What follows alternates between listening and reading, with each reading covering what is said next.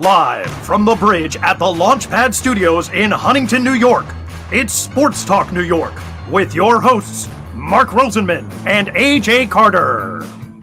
Sports Talk New York is sponsored in part by Cardboard Memories, Clearview, Long Island, the law firm of Decolator, Cohen, and DePrisco, the Phoenix Tube Company, PIMS Incorporated, fueling brand performance for 30 years, Prince Associates for all your insurance needs, and Soho Table Hockey.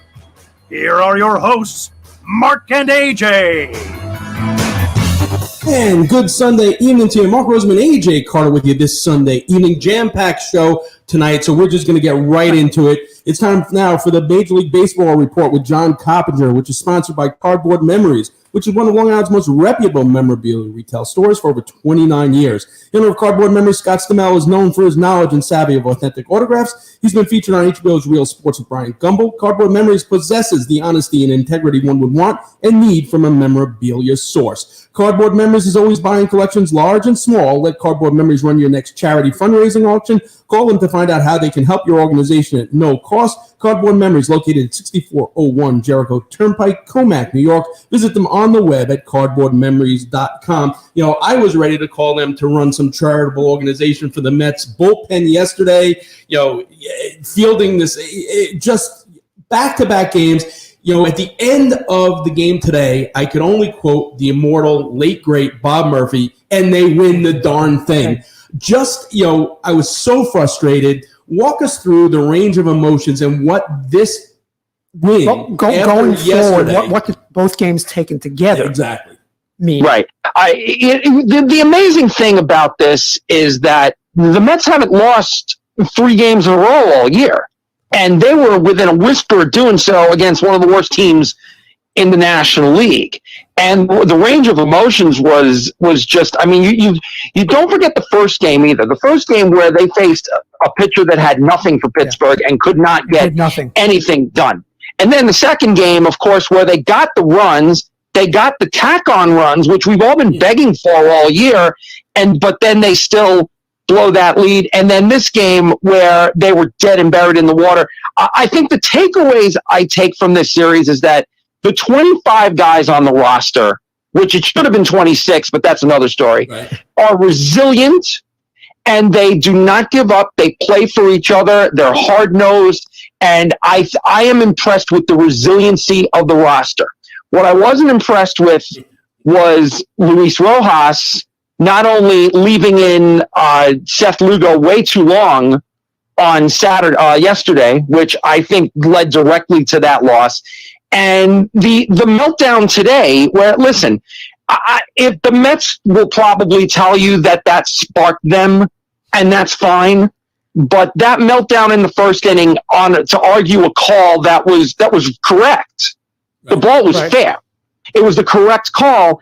And Rojas lost his mind. That didn't strike me as I'm out there protecting my players and I'm going to provide a spark. That was, I'm feeling the pressure of 2 really bad losses. That's the way it seemed to me. Well, you know, it's not thankfully they bounced back from that. It's 3 bad losses out of 4 because you go back to last Sunday and how they went to the break and they blew a big lead in that game also. So you're looking at a team that's playing a bad team, whether they're the worst team in baseball or just a bad team. They got some players, they got some good young players, some good young bats, as we learn. I like their approach at bat. I think those guys, I think they're going to be a team down the road. You know, you have, you know, a team they should beat handily, and that Friday night game is a perfect example. That's a pitcher they should beat, and they couldn't do anything against it. What do you look at going forward, even before they lose the door? As I quoted the great late Bob Murphy, I'm going to have to now quote, you know, the great alive John Sterling. That's baseball, AJ. You know, you can't keep on saying that. You can't expect, you know, you can't be 162-0. You're going to. I know, but you have to win the game. You have to win the games that are given to you, and big leads you have to hold on. I agree with that. And if 2 games out of 3, you give up big leads and lose games late. And if you go and sweep the Giants, these games mean nothing.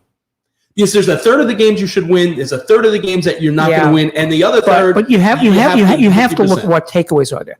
Once again, the bullpen is a question: are they overused? Are they not talented? once again, this wasn't even a home game, so Diaz doesn't have, the home. But then look at today. You go 7-2, 8-2. No, 7-2. Without Lugo, who you got to worry about because Lugo is better than that, and without Diaz. Right. And also too, don't forget, you've got now with DeGrom not pitching, you've got 2 TBAs coming up, and now coming off the heels of a game where Walker didn't last past the third of an inning, and that also leads to the fact that. Why wasn't there a 26th man available? Why did they just put DeGrom on the injured list and not have anybody ready? That almost killed them today. Right, I totally agree with that. Maybe they don't have anybody. And even the way they handled this whole DeGrom thing, I understand. Listen, you don't want to publicize that he's going on the IL. I keep on calling it the DL on the IL when you were also probably in trade negotiations to pick up an arm because now it reeks of desperation. Right. Once the other team knows, so I can't really kill him that. And on the other thing, you know what? Rojas did lose his mind. He bumped 3 umpires. He's going to have a hefty fine. You know what? I'm kind of happy they finally showed emotion and frustration. I have no problem with that. Quickly on Rojas has been frustrated with the umpires all season. He's really showed it. But I mean, in the dugout, you saw the body language. But today he let it all out, which I don't have a problem with that. Quickly on the one other thing, Kumar Rocker. Great pickup. He felt, lots of things. On paper, it looks great. You have to see your thoughts, John. I think the quote from I believe it was Sandy Alderson that said, "You don't avoid the obvious," right? And that was an obvious pick. And listen, in years past, maybe the Mets don't draft Kumar Rocker because of slot concerns. I mean, you look at there were 8 teams in front of the Mets. I'm not going to say 9 because Jack Leiter was an obvious pick, but there were 8 teams that could have had Kumar Rocker but didn't want to pay for him. Right. And the Mets are now in a position where they don't have to worry about paying slot to guys like Rocker. So he fell in their laps. I'm so happy they took him. What happens from here on in is about development, and it's about getting him ready. But the pick itself, no, you can't fault the pick. And Kumar's got talent that's through the roof, through the ceiling. I think he could be a special player. They're going to be seeing him next week in the rotation. Yeah, exactly. Last question before we let you go and we go to the break. This week, seven days from now, what does Boone have to do? What does he have to go to keep his job, record-wise? Oh boy, at least over 500, if not 5-2. I mean, how much of a pass does he get because of the COVID? And that's the thing. I mean, I think he's going to last the year, and it could be that now with everybody hurt. I mean, you saw that lineup they put out Friday night. I mean, that was a borderline AAA lineup with Rougned Odor batting third. So maybe this buys Boone another year, but I don't know. I certainly don't think they're going to fire him midseason at this point. All right, John, thanks so much. John Coppinger heard here each and every week with the Cardboard Memories Baseball Major League Report. We're going to take a quick break on the other side. Former New York Rangers head coach David Quinn joins us, so keep it tuned right here. Do you own a business? When is the last time you actually had a visit from or even spoke with your insurance representative? Did your current insurance agency sell to another firm or maybe merge, leaving you without the attention you deserve? Prince Associates is a provider of commercial insurance nationwide and represents some of the finest insurance carriers in the industry. Prince Associates has been representing commercial clients since 1965, and we continue to grow and offer our personal services in a competitive and ever-changing market. If you want back the insurance relationship you deserve, reach out to us, 516-822-6550. That's area code 516-822-6550. And ask for Leith or Craig, or find us on the web at www.princeins.com. And welcome back to the 365 Sportscast Network. You're listening to Sports Talk New York. There's many ways to get us. If you're watching on your computer and you don't want to watch us on YouTube or Facebook Live, you can actually just tell your smart speaker to play 365 Sports, and you can listen to us that way. Joining us now is the man who was the 13th overall pick of the Minnesota North Stars in the 1984 NHL Draft.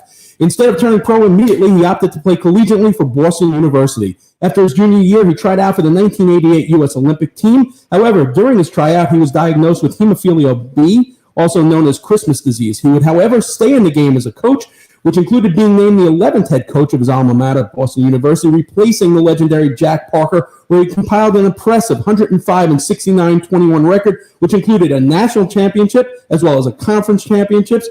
He left BU to become the head coach of the New York Rangers. During their rebuild in 3 seasons, he compiled a winning record despite having the youngest team in the NHL. It is a pleasure to welcome the former head coach, although I still would prefer to say the current head coach of the New York Rangers, David Quinn. Welcome, Coach. Mark, how you doing? I'm doing good. And before we get to the Rangers stuff, which I told you the other day, it's been 4 months and I still can't even comprehend it, can't wrap my head around it. But let's talk about the road that led to you being a head coach. Your leadership skills were honed at an early age. You're the captain of the football team, the baseball team, as well as the hockey team at the Kent School. You're even in charge of campus tours, which actually included giving Brian Leach a tour of Kent, which he said he was very comfortable in his own skin, very confident, yet with an easygoing nature.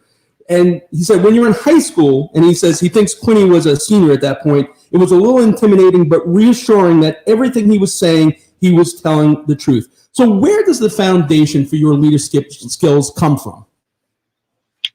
Well, I think when you grow up with a father as a cop and a mother as a school bus driver, there's no BS in your life, that's for sure. And nothing was ever handed to us, yet they certainly provided an incredible amount of love and support and direction for us. And, you know, you really don't appreciate your parents till you get older in life. And, you know, the lessons they taught myself and my brother and sister were invaluable. And, you know, I'm just very, very fortunate to have parents like that. So aside from your leadership skills, you're obviously a very skilled player. Lou Nanne, the Minnesota North Stars GM, after he drafted you, said he looks a lot like New York Islanders defenseman Dennis Potvin. The way he handles himself on the ice, that's pretty high praise. This was also a time before the USA college hockey program was a big option back then. What went into your choice to play college instead of going pro right away? Well, I really felt that I wasn't ready to play in the National Hockey League. And, you know, one of the things that I thought, as opposed to signing a contract and playing in the minors, I just thought college hockey was the best route for me to go. And, you know, there was a lot to life from my end of it. I thought that, you know, not only was I going to be able to grow from a physical standpoint and hockey standpoint, but, you know, playing pro hockey, it's a lot more than just having the talent to do it. There's a lot of obstacles and there's a lot of things you need to do away from the rink that will allow you to have success. I can't tell you how many players I've coached that had NHL talent that never made it for a variety of reasons. And I just thought that the college route for me was going to continue to allow me to grow on and off the ice. And, you know, what I wanted to do was, you know, when I left BU, ready to go play in the National Hockey League, both on and off the ice. And, you know, looking back, thank God I did that because obviously, you know, having hockey taken away from me at the age of 20, certainly a blessing in disguise that I did choose to go that route. Yeah, it's an interesting side note as well, is that you end up getting to coach Lou Nanne's grandson, Vinny Lettieri, here at the New York Rangers. You also get to play for the legendary coach, Jack Parker. What was the biggest lesson you learned from him, both, you know, life-wise and coaching-wise? Yeah, I mean, Jack was such an intense coach, and he just, the passion that he coached with, and he just wanted you to be the best player you could possibly be. And, you know, it wasn't about being better than the guy next to you or the guy across from you. It was about being the best player you could possibly be. And that's something that I really took with me throughout my coaching career because, you know, we're all born with a different amount of talent. And just because you happen to have more skill or talent than someone next to you or across from you doesn't mean that that's what you should live off of, or that's what you should strive to be. Your goal should be to be the best player you could possibly be, and it was something that Jack instilled in all of us when we were playing for him at BU. So we mentioned that tryout for the 1988 Olympic hockey team and the diagnosis that changed your life. What do you remember about that day and when you were told about it and how it impacted your life? Yeah, well, I didn't really know much about hemophilia, and when they told me that, you know, that I had it, and that unfortunately my career was going to have to end, I didn't really believe it. It was just such a shock because, you know, I knew I was having bruising issues, and I was injured more than most people in our sport, but I just thought it was just bad luck, you know. And, you know, when they tell you that you're a hemophiliac and that you can cost yourself your life, it certainly puts things in perspective. So, that being said, it was a very difficult time and very difficult news to hear. Your first round pick, you're going to play on the 88 Olympic team. You envision yourself having a 10 to 15 year NHL career, and then at the age of 20, you have it taken away from you. It's to call it life changing would be an understatement. But I was very fortunate to have people that cared about me a lot, looked out for me, and my coaches, Ben Smith and Jack Parker, and were certainly two of those people that helped me through a difficult time. And that really was one of the main reasons why I got into coaching. I thought to myself, well, I can't really put into words the impact that my coaches have had in my life. Maybe someday I can have that type of impact on the players I coach. And that was really the driving force in me getting into coaching.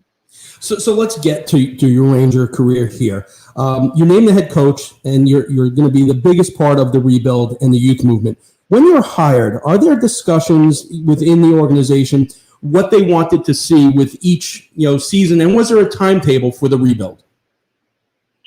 Yeah, you have those discussions on what our goals were, and your goals are always to make the playoffs. And I know before I took the job that they had sent a letter out talking about a rebuild, and that's easy to say and write. And you go through the off season and you put your team together, and you talk about the rebuild, and we know it might be challenging to make the playoffs. But once the games start, nobody thinks about that or cares about that. It's all about winning and losing. It's a National Hockey League, and that was certainly something that we're all aware of. But we also knew what we were hired to do and what we were trying to do, and we were trying to build a foundation and build a situation where we can compete the Stanley Cups year in and year out. And there really was really there was a lot of clarity on what we were trying to accomplish. And we were fortunate that our last 2 years there that we were in the hunt for playoff positions.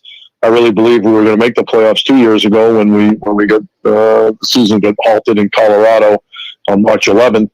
And then this year, obviously, was a year where we were still in the hunt late in the season, but injuries certainly didn't help our cause. We just didn't have the level of depth I thought that we needed to sustain or to overcome some of the injuries we had and some of the challenges we had. But we were all on the same page in what we were trying to accomplish.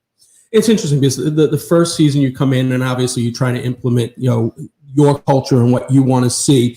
The second season, you had to deal with such a wide range of things. And first and foremost is a 3-goalie situation, which included taking away time from, Henrik Lundqvist, one of the biggest Ranger legends of all time. And not only that, he's also one of the fiercest competitors. And then, of course, the pause as well. How difficult was it to navigate, that goalie system with Hank as well?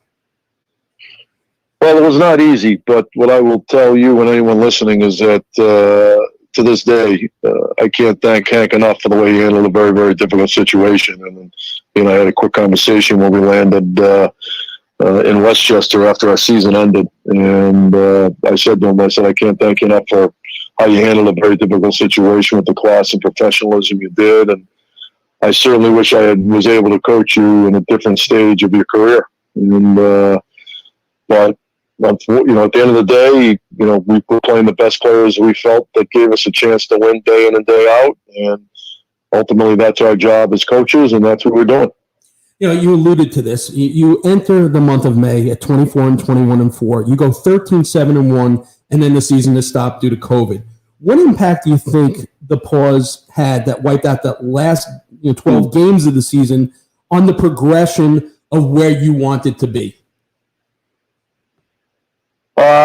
I think it really affected us in a lot of ways, but that being said, I think it affected a lot of teams. We certainly felt like we had that it factor going that, in February and March of that year, actually, I think it started in January, we really started turning the corner and playing a well-balanced brand of hockey. I thought we were obviously very dynamic and threatening offensively, but I thought we were responsible defensively. And if you look at the stats after January 7th that year, we were one of the best teams in the National Hockey League, offensively and defensively, and our record certainly reflected that. And, I thought that once the pandemic hit and the season stopped, it certainly affected the bubble.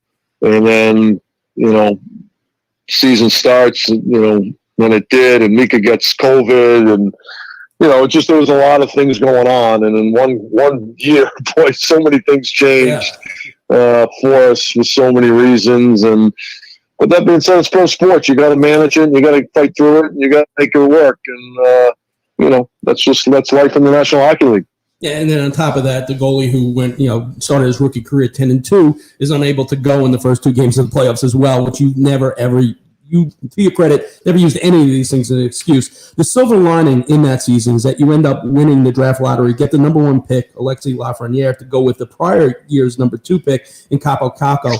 You went to great lengths over and over again for media fans alike on those Zooms not to place unrealistic expectations on those 2. And I totally agreed with the way you managed them and eased them into the process of becoming an NHL player. Could you explain to some of those people out there who might be one of those that would tweet endlessly how both should have been getting top-line minutes, both should have been on the power play, why that's really not the way to go at an early stage of a player's career? Well, it's first of all, if they're not good enough at that particular time, it doesn't do them any good or our team any good to put them in those situations. Our job is to put them in situations where they're going to have success. And they want that. We want them to be in those situations, but it's very difficult for an 18-year-old kid to step into the National Hockey League and be put in those situations.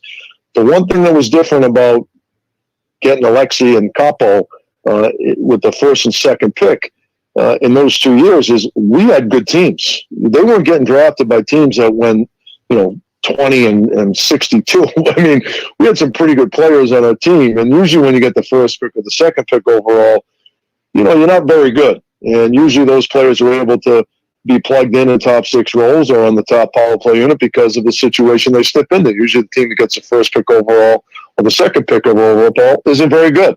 And that certainly wasn't the case with us. So, and the other thing is you got a locker room to answer to. I mean, you can't just hand these 18 and 19-year-old kids opportunity if they haven't earned it or if they're not good enough.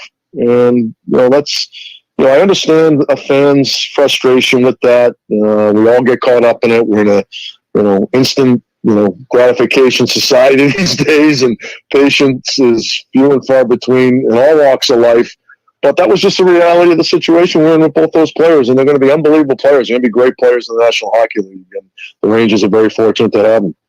I know that during one of the Zooms this year, when I cited the youth on the teams that you coached here with the Rangers, as well as the fact that your BU teams were also always some of the youngest in college hockey, you joked that maybe one day you'd get the opportunity to coach a veteran team. You would praise the Islanders and you would praise the Bruins numerous times because of their ability that guys have played 5, 6, 7, 8 years together. Are coaches Bruce Cassidy and Barry Trotz able to do things coaching-wise because of the experience that you were not able to do here with the Rangers those first 3 years? 100%. And, they're both wonderful, great coaches, but I would actually talk about that with some of our veteran players about our situation, how different it is to, those 2 teams and teams like that, Washington and teams like that. It's just a different situation. And the rosters were built differently than those teams. But we knew that going into each season over the last 3 years. It was just, the Rangers had a great 7, 8, 9 year run, competing for Stanley Cups, in the hunt year in and year out, won a ton of playoff series for a 5, 6 year stretch, I think more than any team in the Eastern Conference. And it was just time. And, to go through a rebuild and not really hit rock bottom, to be, the last 3 years, my first year, we were under 500, and, especially after the trade deadline where we kind of suffered a little bit from winning-losing standpoint. But, to be in a rebuild and have the record we have and be as competitive as we were, I think speaks volumes to the job that, Jeff Gorton did, and Chris Drury and Glenn Sather and John Davidson during that time. I mean, it was, it's not easy to do, and to be able to do what we did as an organization through a rebuild was, I think, as you talk to people in the league, and they thought it was the way to go if you were in the situation the Rangers were in. Which brings me to my next question. And like I said before, you never made excuses for 3 years. And constantly your mantra was, every team has to deal with this. You have to fight through adversity. But you look at what that team had to deal with. All right, you had the Tony DeAngelo situation early on. You had Mika, who was not Mika because he was recovering from COVID. You had the youngest team in hockey. You had Jack Johnson, who was brought in for leadership on the blue line, gets lost to injury. Your best player missed time due to a political hit piece, which never happened in the history of the NHL besides that. On top of that, you and your staff, get COVID. Player meetings are done via Zoom. No fans in the building. And add that to the division that you played in, and yet you're in the midst of the last week of the season. Given what you accomplished with all those obstacles, I have to think that when they gave you the news that you were being let go, it had to feel like you were blindsided. And I don't know how you comprehend that, because I've spoken to people and put it in different contexts of different professions, that if someone did all this and production not only didn't fall, but went up, how do you let someone go? So what was your initial reaction when you're told that you're not coming back? Well, listen, when JD and Jeff got let go, I knew anything was possible. And when I got into this level, I knew anything was possible. I said to many people that, I could have stayed at BU, and unless something crazy had happened, probably coached there for a long, long time, not got fired. But it was a National Hockey League. It was a chance to coach the New York Rangers in a unique situation. And it just, at this point in my life, it was the right move for me. But, once JD and Jeff got let go, I certainly knew that anything was possible. And, it just, it's pro sports. And, whether I agreed with it or not, like I said, it's life in the National Hockey League. I was joking with people, actually a couple of NHL coaches. Once you finish your second year in the National Hockey League, you're on the clock. anything can happen, and that's just the reality of it. And a lot of really good coaches have lost jobs. Whether they agree with it or not is irrelevant. And I'm just looking forward to hopefully getting another opportunity, because I really think I've learned an awful lot. Especially this past year, I really believe it was probably the biggest learning year I had as a coach in the National Hockey League, and I'm certainly hoping I get another opportunity and look forward to another opportunity. Coach, this is AJ Carter. For years, Jim Dolan left the Rangers alone, and he tinkered with the Knicks and got justifiably criticized for that. Before you were let go, did you see any difference with him taking increased interest in the Rangers, and how did that affect what you did and affect, in your opinion, the franchise? No, I didn't see any difference. I mean, Jim treated me incredibly well. We had a great relationship. I always enjoyed talking. He'd always come down before games, and it wasn't to talk about anything specific. He wasn't telling me how to coach. He was just being very supportive, and I'm not just saying that. I mean, he really was a guy that I enjoyed working for and working with. And, Ranger fans are lucky to have him as an owner, because he does nothing but put you in a position to have success. So all they want to do is win there in New York. And like I said, it's just part of life in the National Hockey League. And I was very, very fortunate to coach for the Rangers for 3 years and work for Jim Dolan. And, he never changed. He just was always very supportive of me, and I enjoyed working for him. So in the case of Tony DeAngelo, you work so hard to make him a complete player. Opening night, he takes the unsportsmanlike conduct penalty. You bench him in game 2. Gort said that he felt that Tony never seemed to let that go. He actually warned him if there were other incidents, he would have been waived. But was there ever a scenario where the altercation between him and Georgie could have been kept in the room, let him play a few games, and then trade him? Or was that just never an option? Well, I just think the way things had evolved, I think it just got to the point that after that incident, it just wasn't going to work. And I know people may find this hard to believe, but I really, really like Tony DeAngelo. He's a heck of a hockey player. And matter of fact, Tony was one of the first people to reach out to me after I got let go, believe it or not. And Tony and I had some communication after his season ended with us. And, it just wasn't going to work, and for a variety of reasons. And I think Tony knew that as well. And it's unfortunate, but again, that's people learn at different stages in their lives, and I think Tony's learned an awful lot. And I think when he gets his next chance, he'll be a better player for it. So, full disclosure here, as a sports talk radio host, I can still be more of a fan than the beat guys like Vince Mercogliano, Larry, Colin Stevenson, and Carpy. but I'm also smart enough to know that every NHL coach has more hockey knowledge in their pinkies than all of the writers, all of Twitter combined. But that being said, as a fan, you always have like players that you think are going to be something. And over the years, for me, it's included Rico Fata, Rafael Diaz, P.A. Parento. This year's version, and I asked you about him numerous times, is Julien Gauthier. What prevented him from becoming the player that everyone thought he could be? And the fact that he's, not protected and Kevin Rooney is protected, what do you think the organization, wanted out of him that he didn't bring? Well, you look at Julien, you watch him, you come watch warm-ups, you think, this guy's going to be the best player on the ice during the course of the game. And he certainly showed flashes of that, his ability during the course of his, year plus with us. And, sometimes when you've been a scorer your whole life like Julien has, pro hockey, makes you realize there's an awful lot more to it because it's very difficult to score at the National Hockey League level. And, I think Julien was going in the right direction and become the player that the Rangers wanted him to be. But sometimes it takes 2 or 3 organizations where all of a sudden it all clicks. And I think there might be some resistance from players when you're asking them to do things they've never had to do before. And I think that's part of Julien's situation where I think he's learning some of the things he's going to have to do day in and day out to be the player he's capable of being. So, again, you look at, there have been a lot of players in the league that by the time they get to the 3rd or 4th organization, it finally clicks and they become really good players, and that might be the case with Julien. Yeah, I hope somehow he doesn't go back to the guy who originally drafted him, but we'll see Wednesday. But conversely, I think every fan also has a guy that they don't get what the coach sees in him.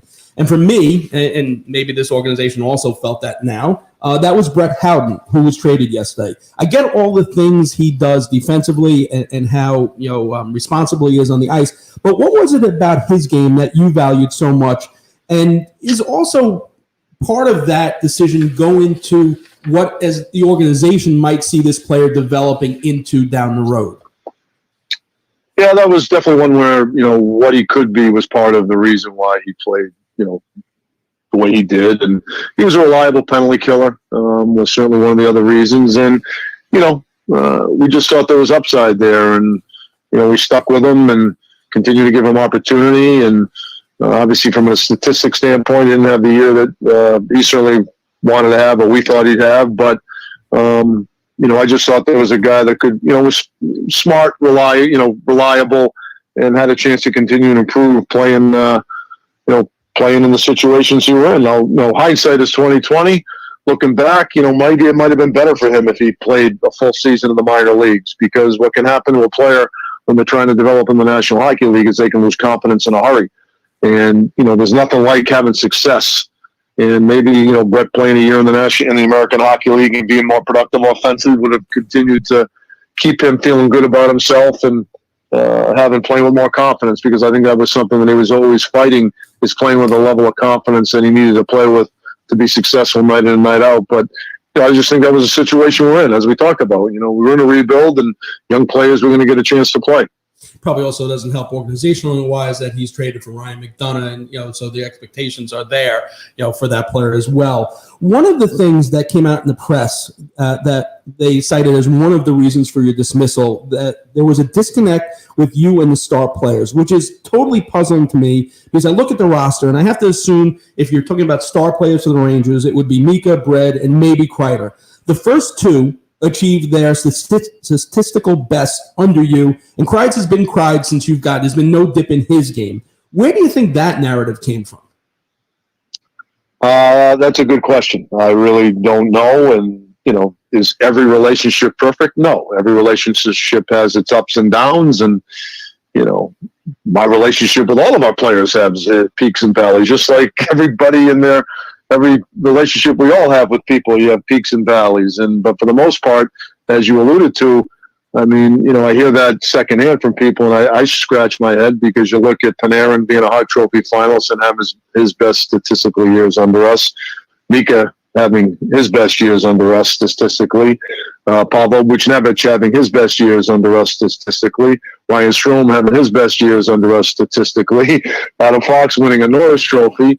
You forgot to mention Keandre making the old rookie team. Yeah. Ryan Lingman turning into an everyday NHL. So it's just, I don't understand where it comes from, but it's somebody says something. Boy, Mika's mad at Quinny, or Brett's pissed at Quinny because he didn't put this guy on his line, and maybe people run with it. I don't know. I really don't know. And but like I said, I think the statistics speak for themselves. It's interesting. For me, I think the rebuild, it was going as well as anyone could have imagined. I thought you were the right coach. I trusted JD and Jeff to make the right moves as far as depth pieces to move and which to keep. I'm worrying now that 3 years of growth can be undone with one or two wrong moves here. How far away do you think you guys were, as well as the staff, from being where you wanted to get? And how frustrating is it to be looking at it from the outside and maybe cringing when one or two moves might get made? Yeah, I think we all thought that this was the year we were going to be able to make the next step, with the dead cap money that we were dealing with over the last year, and having that open up was going to allow the Rangers to make some moves to create the depth we all knew we needed and add the certain pieces we needed to finish the puzzle. Because we knew everything that people say about us externally, we knew internally what we needed to do to improve our situation. So, Chris will do a great job with that. He'll certainly, he's a qualified guy, and he'll make the right moves. And, as far as me being frustrated, I got over that probably a month and a half ago. You got to move on quickly as a fired NHL coach, and you got to be ready for your next challenge. So that's kind of what I'm focusing on. I always wonder what it'd be like to get fired. And once I took this job, I knew it was going to happen. And I wondered how I was going to feel and how I was going to handle it. And, it's not fun, that's for sure. But, I think, sports teach you to focus on what's coming next and move past what's happened in the past. And be focused on making yourself a better coach and being ready for your next opportunity.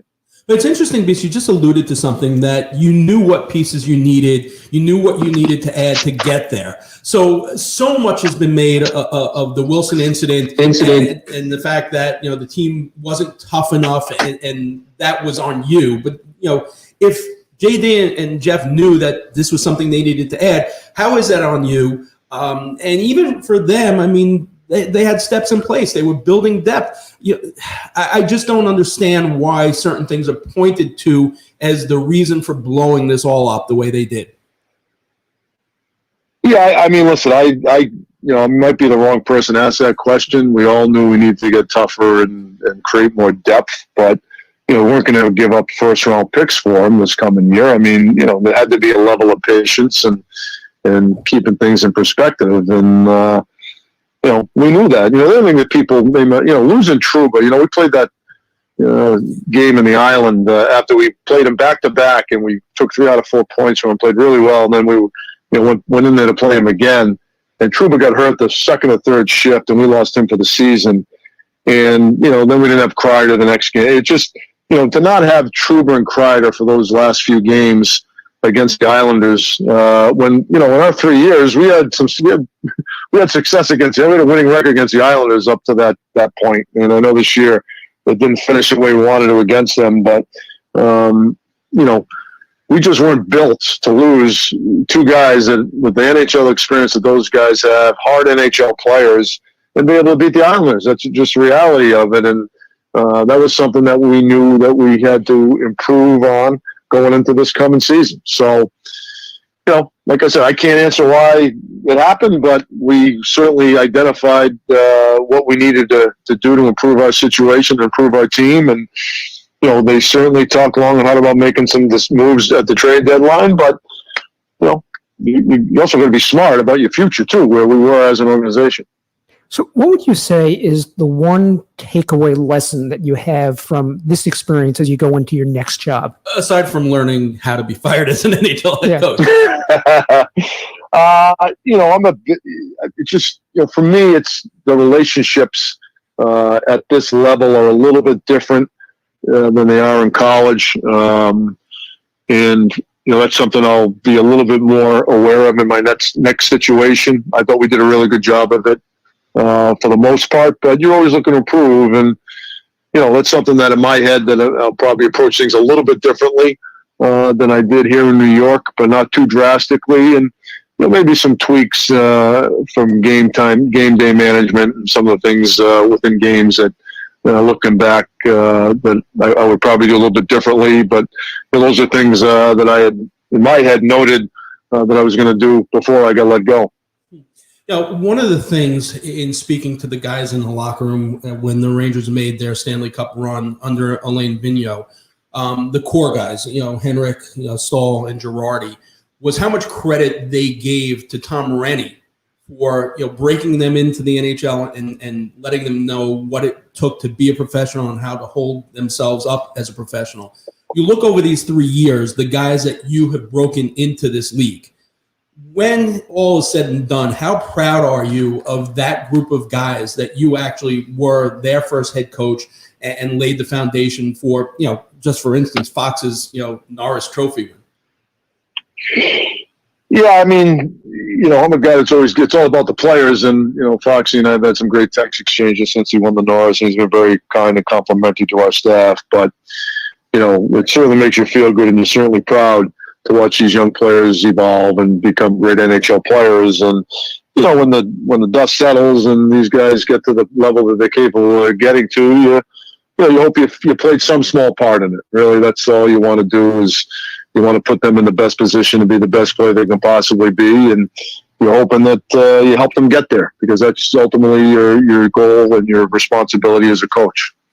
Coach, I want to thank you so much for your time tonight, but more importantly, thanks so much for putting up with me and my long-winded questions on Zoom for the last year and a half. I truly look forward to seeing you somewhere again and asking you questions again as a head coach somewhere in the NHL real soon. I really appreciated the thought process, that you gave to every question that anyone asked of you, and especially, for me, I really respected you as a coach, and I will definitely miss you here in New York.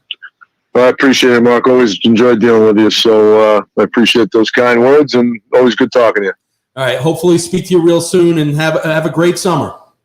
All right, you too. Take care, guys. You got it. The man I addressed as coach for 3 years, the former New York Rangers head coach, David Quinn. More hockey, just AJ's favorite, right after this message. The Phoenix Tube Company Incorporated is among the country's leading manufacturers of structural ornamental stainless steel tubing, rectangles, squares, and processed flat bars. The company takes pride in its everyday commitment to quality and customer service. The philosophy of the company has been and continues to be to support the growth of the stainless tube market through distribution and service centers throughout the country. Ornamental and structural stainless steel tubing is used for a wide variety of aesthetic and mechanical products where superior finish and corrosion resistance are required. Some products manufactured include tubing for mirror bracket arms, boat rails and ladders, washroom grab bars, swimming pool rail products, medical equipment, automotive step bars and trimming, as well as structural framing for food processing equipment.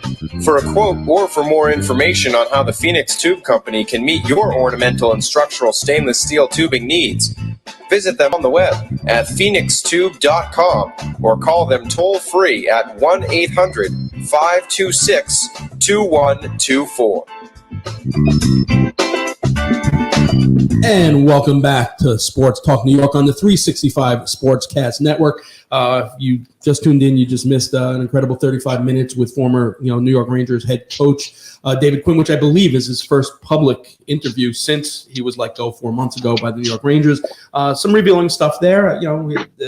Look, he took it. He said he knew that when he took the job, he was going to get that. That's what coaching specialists do.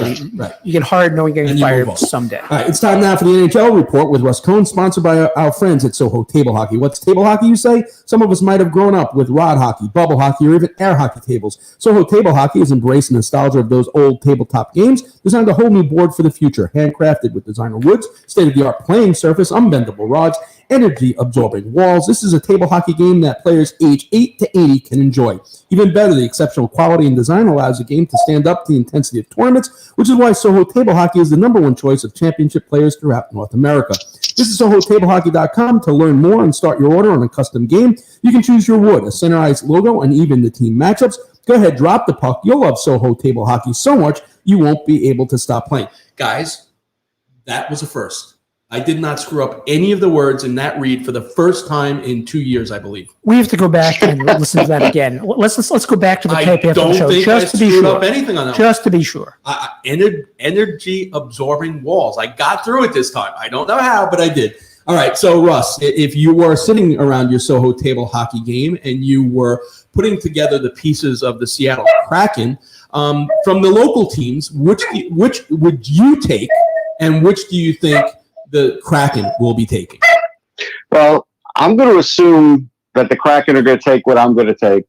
For the Rangers, Colin Blackwell. I'm a little surprised they left him out there. I certainly like him better than Rooney. I get that Rooney is a penalty killer, but Kevin Rooney, but I just don't understand it. Blackwell had a really good year. He scored 12 goals. On a team with even a little more ice time, he probably can get 15, 18 goals. That one's weird. Now, again, the Islanders are in a weird spot too because, Lou's hemorrhaging picks. They had to do things to get under the cap. And now they're basically keeping Cal Clutterbuck and letting Kiefer Bellows be on that list. And they're going to take Kiefer Bellows. I mean, Kiefer Bellows is a better version of a younger Cal Clutterbuck. And so you have to ask yourself, at 33, unless you win a cup in 2 years, which I don't know if he'll play for more than 2 years, what the hell is he doing? And then for the Devils, Will Butcher, I think that's an easy one. So if you take a look overall at the list of available players from the entire league and compare it to what happened when the Golden Knights picked their team, who do you think has the chance? We know how well the Golden Knights did in their first year. Looking at this available players, can they put together a team that'll be as good as the Golden Knights in their initial season? No, and I don't think they're trying to. I honestly think they will they'll look for some of the younger guys under contract.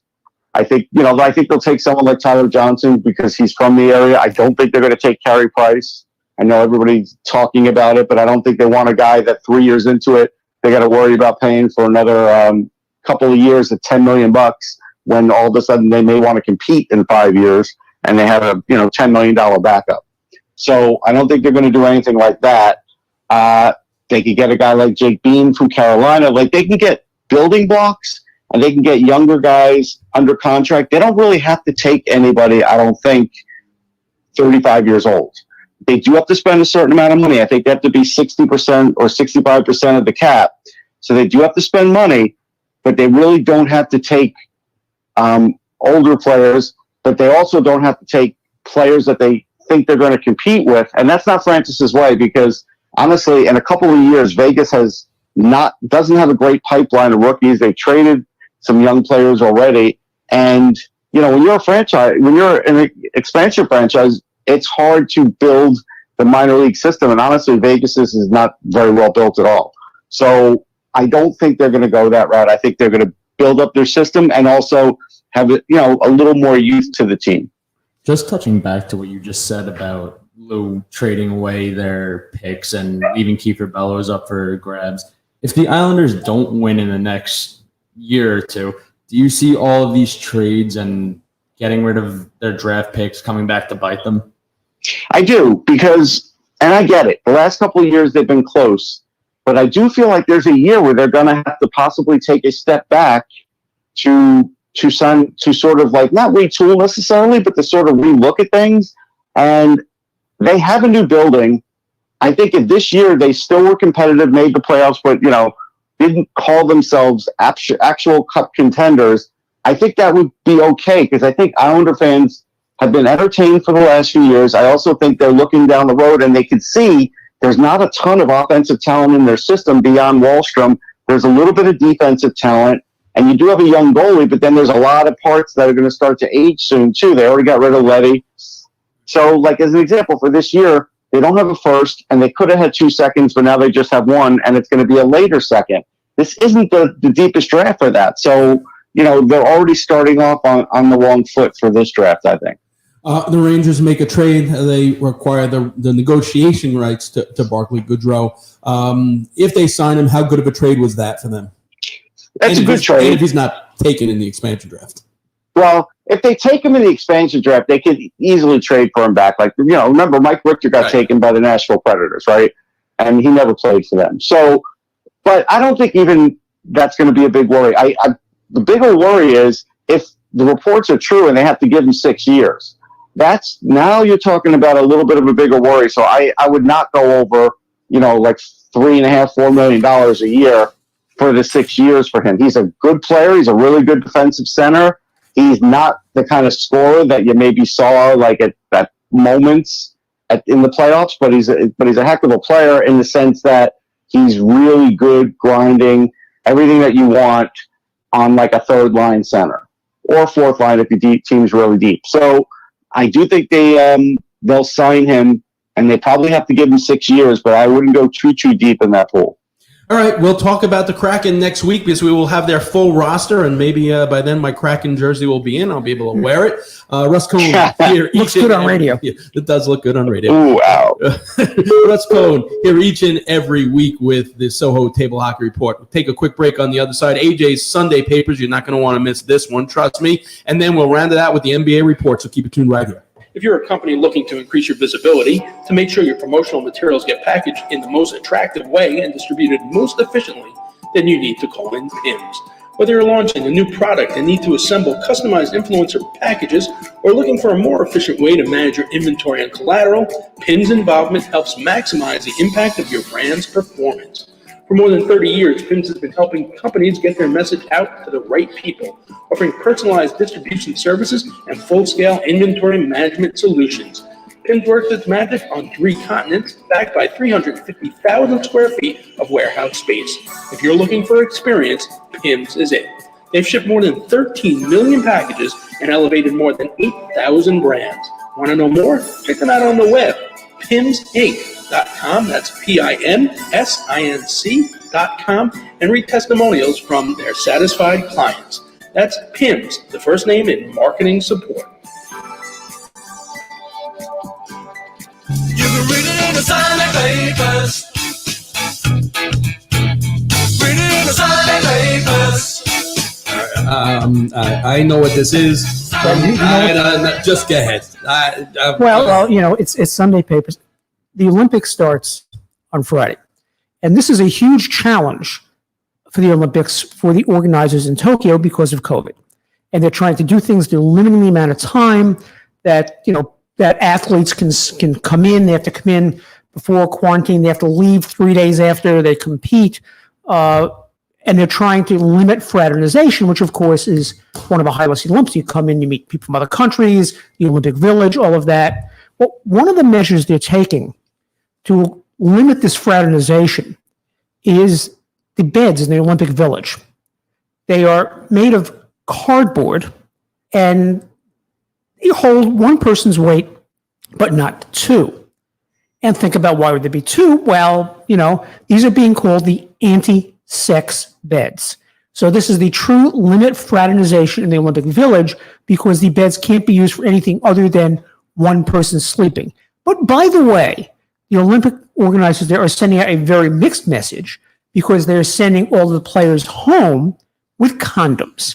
In fact, they have 1.6 million condoms that they're distributing, and they're saying, quote, the distribution of condoms is not for use in the athletes' village, but to have athletes take them back to their home countries to raise awareness about HIV and AIDS. Okay, so a couple of things here. I assume that people in Japan know that you can have sex on the floor, you can have sex standing up. I think there's some things they don't like to talk about in Japanese society. But I assume that they are aware of that, number one. Number two, I would also, as an athlete, I would complain. You need your best night's sleep in order to compete at the highest level. I don't know if you get that sleeping on cardboard. Well, there are mattresses. It's the bed. The frames are made of cardboard. I think the mattresses are made of cardboard. But it's still springs. Yeah, if that's what you're talking about. Yeah, so there's springs. Yeah, you saw the picture of it, Mark. I mean, it's I saw the picture of it. It doesn't look like the most especially comfortable. Right? Whatever. I mean, listen. What's it? Faster, higher, stronger. Challenged and harder in many ways. Oh, really? You went there? Had to. Okay. Couldn't avoid that. Let's talk a little bit NBA Finals for the next couple of minutes. Okay. So we've got. Oh wait, hold on. I need to read the read. Oh, that's right. We have the read. Right. It's now time for the Capco NBA report. Filling in for Chaim is AJ Carter. Summer is here. You know that you want to get those nice breezes going, so you want to get the fresh air in and the bugs out. You can do that with a Clearview retractable screen. The Clearview retractable screen system comes standard with a lifetime warranty and the patented speed reducer, so it will not snap back. You get the luxury of a screen door and a sleek, low-profile design without the hassle of a bulky storm door or sliding screen door. Call 631-440-1100 for a free estimate. That's 631-440-1100. Or visit them on the web at clearviewlongisland.com. That's back-to-back reads, guys, with no mistakes. I just gotta let you know that. You're cruising for a fall here. You know that. Well, I have no live reads for the rest of it. All right. AJ, tell us what's going on in the NBA. So what's going on Tuesday night could be the last game of the season. Milwaukee could close it out. They've taken 3 in a row. It's the first time the Suns have lost 3 in a row in the entire season. And I think if you're watching the games, it's in Milwaukee. I think they have a good possibility of closing it out because what's concerning me, if you're a Suns fan, is 2 things. And they're built really on their 2 guards, on Chris Paul and Devin Booker. Chris Paul has not looked like Chris Paul, especially at the end of games.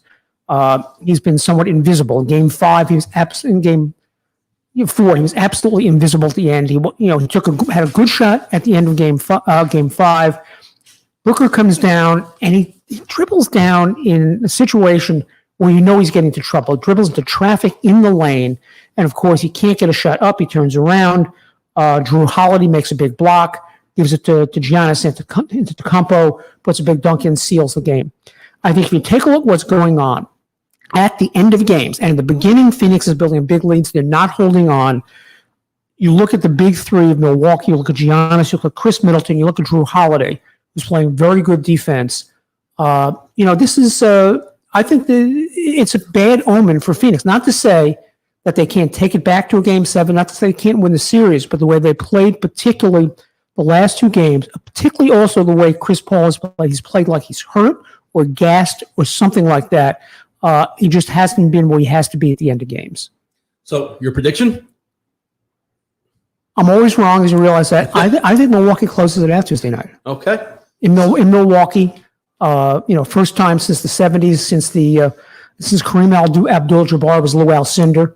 I think they close it out. All right. Milwaukee Bucks, AJ picking as the champions. All right, we'll see everyone next week, and we'll know if AJ's right or wrong. We'll know the Kraken's roster. We'll know a lot of stuff, and we'll see if the Mets make a trade, Yankees make a trade. But what we do know right now is that there is another great program coming up on the 365 Sportscast Network, and that's BT Talks Baseball. Lots of great guests, jam-packed show. Keep it tuned right here. We'll see everyone next week. Have a safe week, everybody.